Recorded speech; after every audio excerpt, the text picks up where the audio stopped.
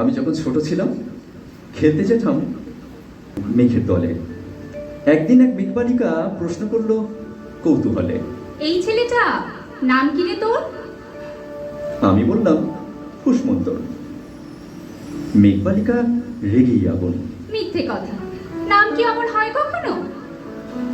আমি বললাম নিশ্চয়ই হয়, আগে তোমার গল্প শোনো।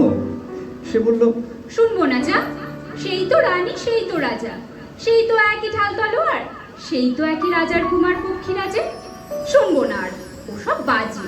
আমি বললাম তোমার জন্য লিখতে পারি এক পৃথিবী।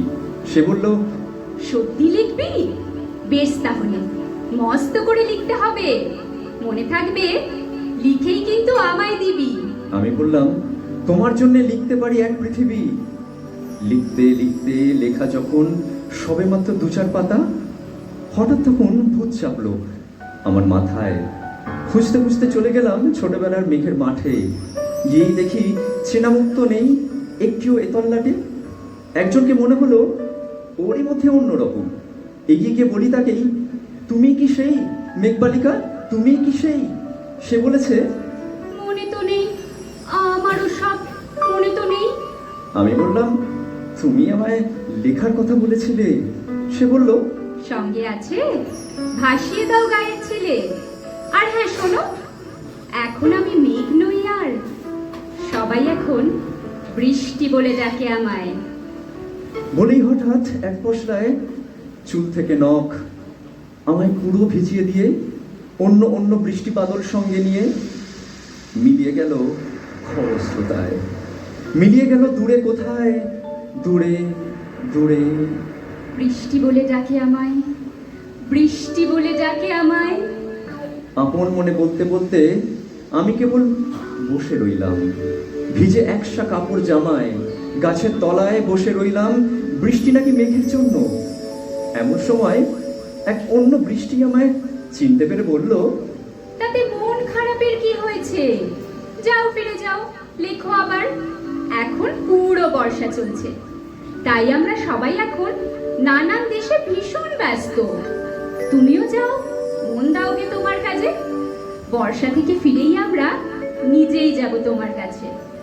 এক পৃথিবী লিখবো আমি, এক পৃথিবী লিখবো বলে ঘর ছেড়ে সেই যে বেরিয়ে গেলাম।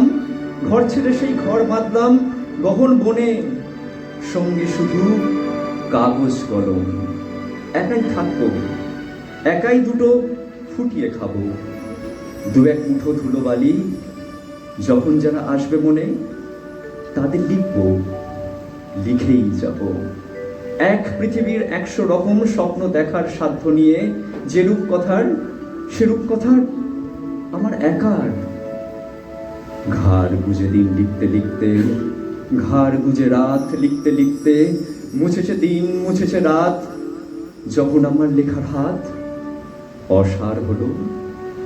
মনে পড়লো সাল কি তারিখ, বছর কি মাস, সেসব হিসেব আর ধরিনি। লেখার দিকে তাকিয়ে দেখি এক পৃথিবী লিখবো বলে একটা খাতাও শেষ করিনি। সঙ্গে সঙ্গে ঝমঝমিয়ে বৃষ্টি এলো খাতার ওপর, আজীবনের লেখার ওপর বৃষ্টি এলো এই অরণ্যে। বাইরে তখন গাছের নিচে নাচছে ময়ূর আনন্দিত।